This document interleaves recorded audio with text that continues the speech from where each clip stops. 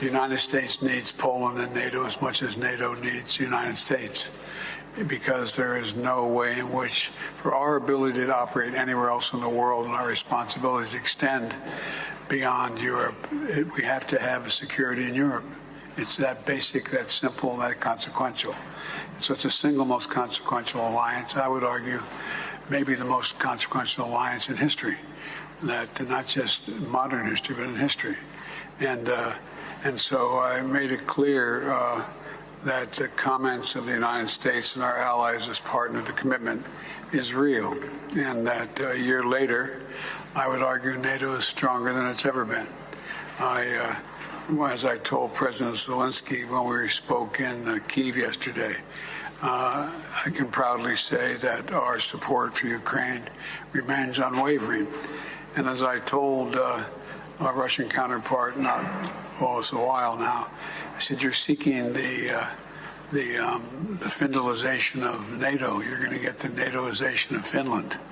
And it turns out I didn't know Sweden was coming along as well. But all kidding aside, I think we're in if we keep our head and we are focused, I think we're in a better position than we've ever been.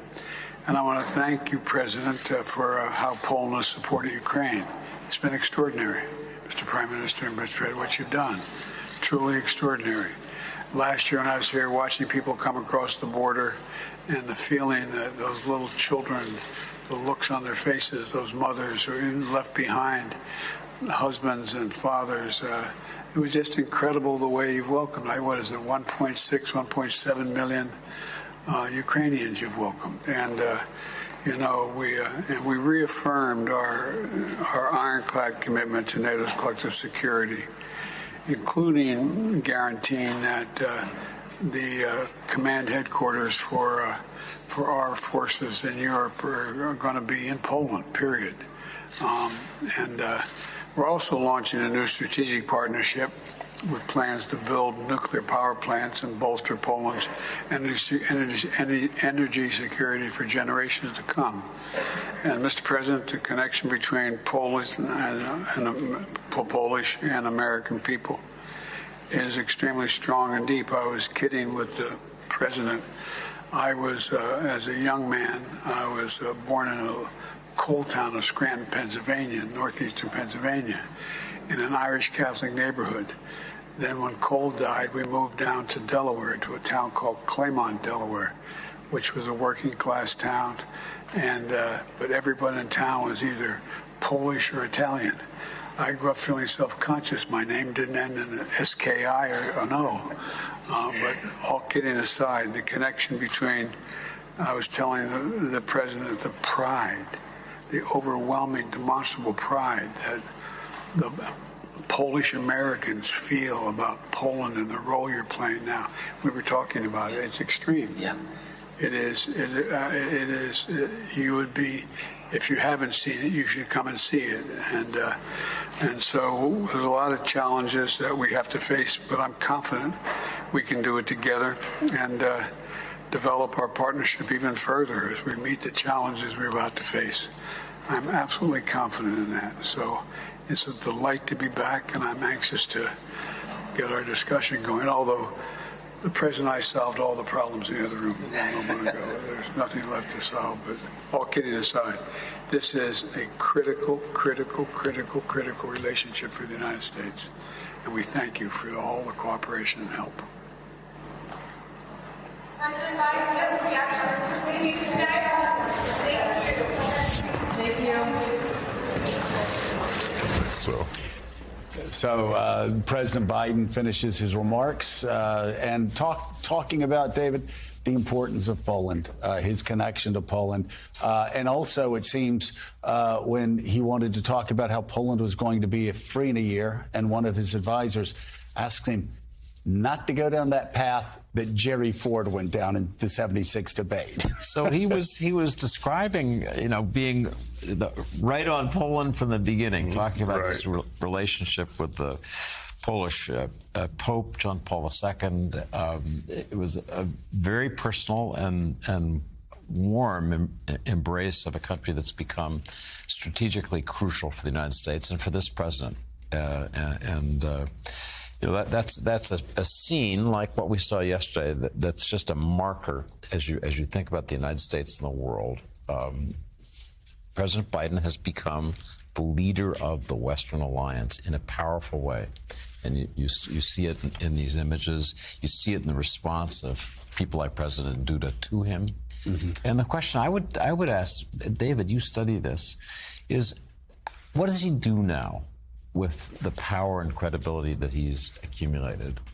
Where does he take this alliance? Because there's still a lot of wobble in it. Well, first of all, I'd say one other thing that strikes me. He was telling a story of something that happened in the 70s. Mm-hmm. Mm-hmm. Joe Biden has been doing this for 50 years. You know, we used to say George H.W. Bush had more experience in foreign policy than any president. Joe Biden has 3 times as much experience in foreign policy as George H.W. Bush did when he took over as president of the United States. So he is using all of that right now. And I think he realizes, and the way that the administration is approaching this is, you've really got to take it a day, a week at a time. You have to see how these offensives go. You've got to provide the support that we need for Ukraine. But there is also a clear recognition that the day after this war ends, whenever that is, Russia will remain a threat. China is a threat. It's interesting how much China is part of this war, keeping them out, whether they supply lethal weapons, which has come up this week. And so this is all part of this bigger struggle, democracies versus autocracies, the United States versus these powers that want to undo the international system. And they're being very strategic about that. And this balance of tactical smarts versus strategic vision is something we haven't seen in U.S. foreign policy in a long, long time. Well, you know, I remember, Gene, leading up to the first Gulf War. Mm-hmm. You had the Russians trying to outmaneuver George H.W. Bush, and it seemed like they were about to, time and time again. Mm-hmm. Bush got the better of them. Mm-hmm. And how remarkable, experience actually matters. It does matter. Joe Biden has been able to cobble together piece by piece in the year leading up to the war. Mm-hmm.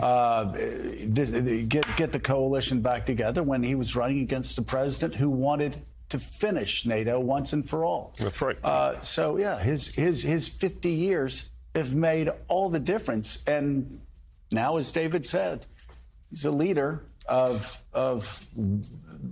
the Western alliance, the defender of Western democracy. He knows and understands all that history because he was there. He was there all along. He had that conversation with Pope John Paul about Poland. It is remarkable that he is the man for this moment in a lot of ways. Diplomacy. And I was there 10 months ago, but I was there when this war started, or this part of the war started. It didn't happen by accident. I mean, diplomacy in many ways is like politics, but on the international stage, you know, and he spent hours with these leaders. In many ways, he has more experience than a lot of these leaders of these countries right now. Mm-hmm. And he would talk to Macron before every conversation with Putin and after every conversation with Putin, and all of these leaders. And that also goes back to his old school political roots, because that's what it is, coalition building on the international stage. It's the same as you do domestically.